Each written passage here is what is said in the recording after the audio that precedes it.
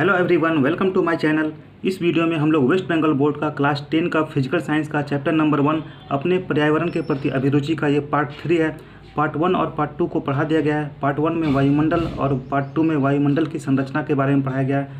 जिन लोगों ने नहीं देखा है पहले वे लोग पार्ट 1 और पार्ट 2 को देखें, इसके बाद ये पार्ट 3 वीडियो को देखें तो ज़्यादा समझ में आएगा। इस वीडियो में हम लोग वायुमंडलीय दाब के बारे में पढ़ेंगे। हम लोग समझते हैं वायुमंडलीय दाब को।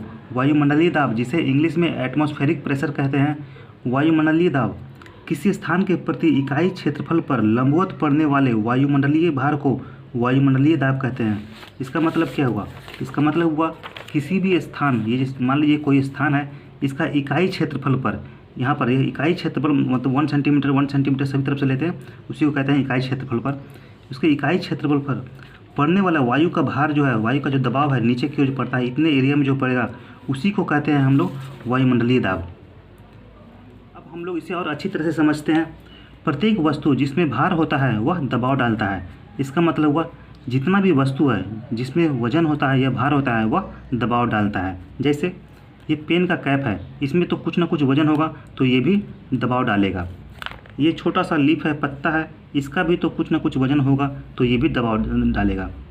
उसी प्रकार वायुमंडल में जो वायु रहता है वह भी दबाव डालता है। वो हम लोग सभी पर दबाव डालता है। वो एक नीचे हम लोग को धक्का देता रहता है, लेकिन हम लोग उसको महसूस नहीं करते हैं क्योंकि उसके द्वारा लगाया गया वायु दाब और हमारे शरीर का अंदर का वायु दाब दोनों बराबर होता है, दोनों समान होता है, इसीलिए हम लोग उसके धक्के को महसूस नहीं करते हैं। हम लोग समुद्र तल पर वायु दाब सबसे अधिक होता है। क्वेश्चन रहता है कि सबसे अधिक, MCQ में रहता है कि सबसे अधिक वायु दाब कहाँ रहता है, तो समुद्र तल पर रहता है। वायु दाब को मिलीबार MB इकाई में मापा जाता है। जिस प्रकार आटा चावल को हम लोग किलोग्राम में मापते हैं, लिक्विड वाला चीज़ को हम लोग लीटर मिलीलीटर में मापते हैं, उसी तरह वायु दाब को हम लोग मिलीबार इकाई में मापा जाता है। इकाई का मतलब होता है जैसे किलोग्राम, वो इकाई हो गया, फिर मान लीजिए लीटर मिलीलीटर वो सब इकाई हो गया, इसलिए वायु दाब का जो इकाई है वो MB है, उसको MB में लिखते हैं उसको हम लोग।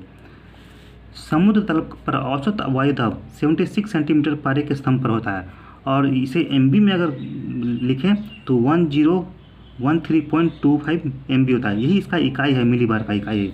ये समुद्र तल पर उसका औसत वायु दाब है। वायुमंडलीय दाब को मापने के लिए बैरोमीटर की मदद लेते हैं। बैरोमीटर एक यंत्र का, मशीन का नाम है, जिसकी मदद से हम लोग वायुमंडलीय दाब को मापते हैं हम लोग। ये था वायुमंडलीय दाब। अगर आपको ये वीडियो पसंद आया हो तो इसे लाइक, सब्सक्राइब और शेयर करें। अगर समझने में कहीं प्रॉब्लम हुआ हो तो कृपया मुझे कमेंट करें, मैं उसे समझाने की कोशिश करूँगा।